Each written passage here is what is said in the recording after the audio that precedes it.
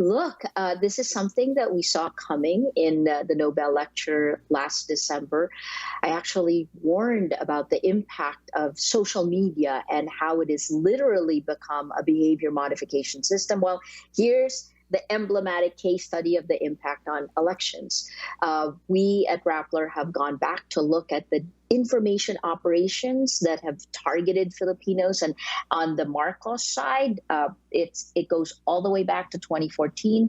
In 2019, we published data that shows extensive manipulation, insidious manipulation on, at that point, Facebook, the world's largest distribution platform for news. Well, here we are, 36 years later, after a people power revolt ousted Ferdinand Marcos. His namesake, his only son, is now poised to become the leader of the country that ousted him. Reaction, I mean, Amy, I've been with you talking about the impact of disinformation, of information operations targeting journalists. Essentially, the same thing happened in the Ukraine, in Crimea, in the United States. Well, here in the Philippines, step one is pound a narrative to silence, in this case, Marcos, the dictator. And step two is replace it, Marcos, the great leader. And the beneficiary is the namesake, Marcos Jr., winning by an overwhelming, at this point, almost 98% of the votes. Unofficial count has happened, and he's up by nearly 59%. That's how many votes he's gotten.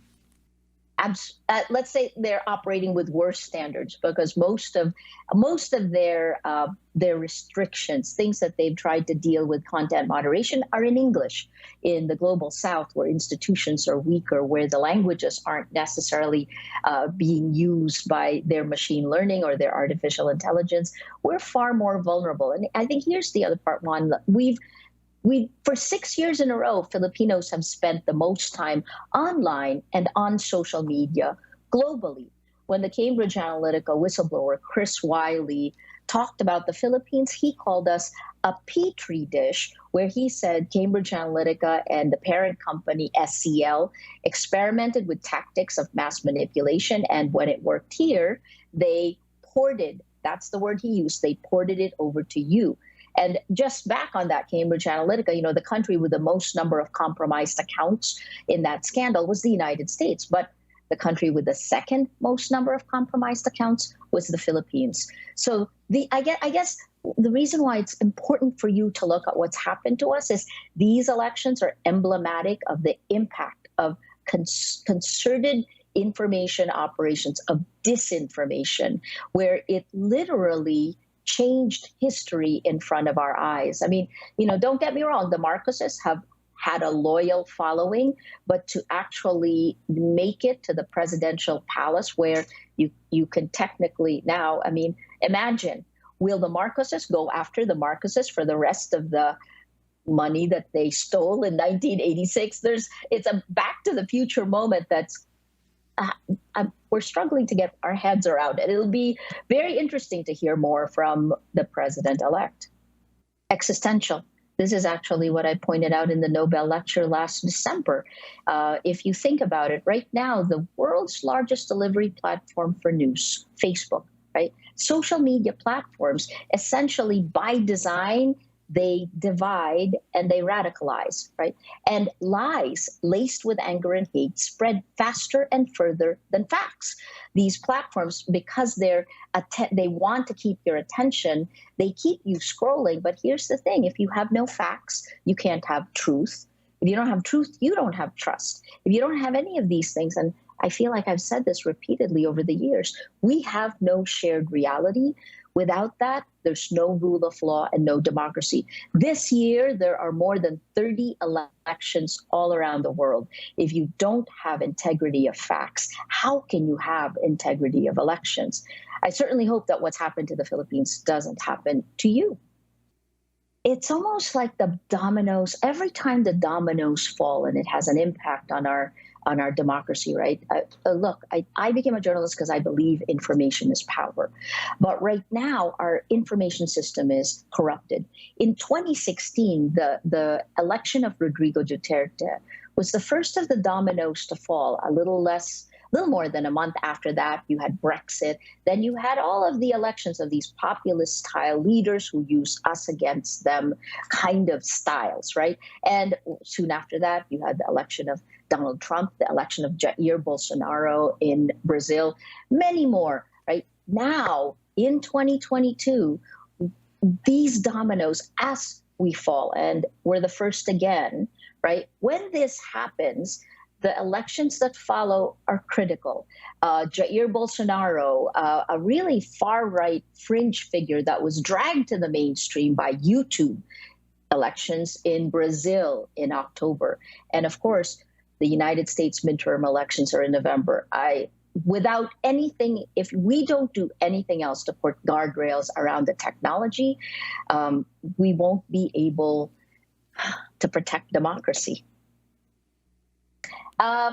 Huge, actually, the fact that the children of these two men, it's essentially a marriage of the North, which is the stronghold of the Marcoses, and the South, the stronghold of the Dutertes. It's personality centric. What we've seen happen in the Philippines is that President Duterte was elected democratically. He promised violence. He delivered violence. He is now being investigated by the International Criminal Court for crimes against humanity, right? So he comes up, and he's the first leader to use social media again. He played a role in this. He's still extremely popular. Again, with the help of social media.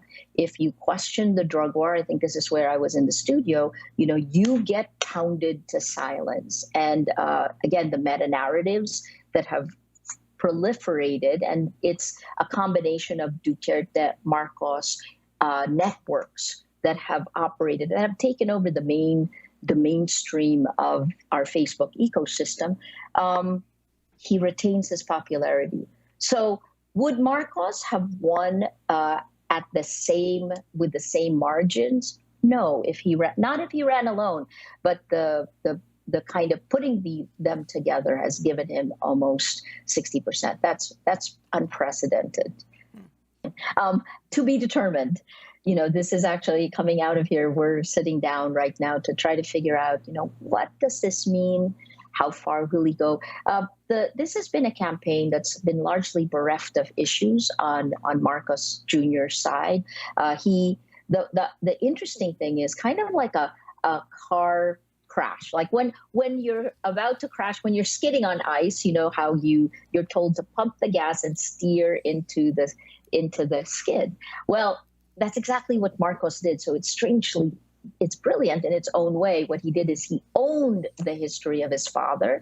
And when his campaign began, it was the music of his father, music that horrified so many victims of martial law. At the same time, he dressed like his father. So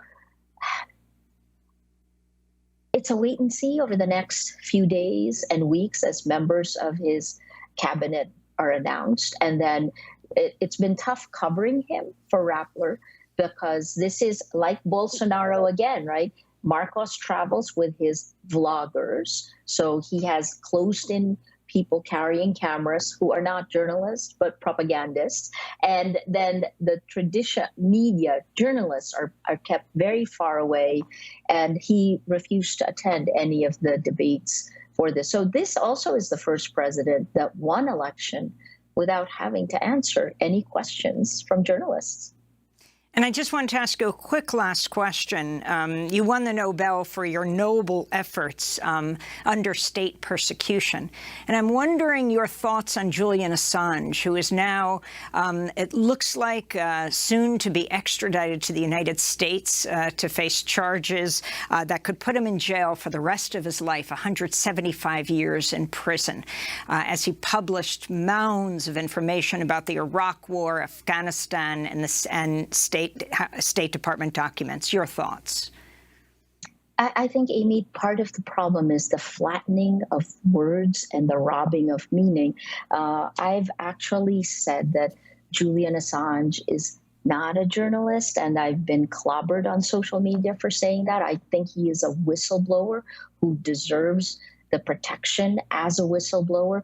But oftentimes, whenever I'm asked about this, it's conflated, right? But I think we need to keep them separate for both his protection and ours. Conflating them robs meaning. Now, having said that, I can't say that I am across everything, but certainly he has dumped documents there, right? So it's hard for me to claim Julian Assange as a journalist, and that's probably because I'm such a stickler. You know, I worked with Would you call him then documents. a political prisoner? I think we'll have to see.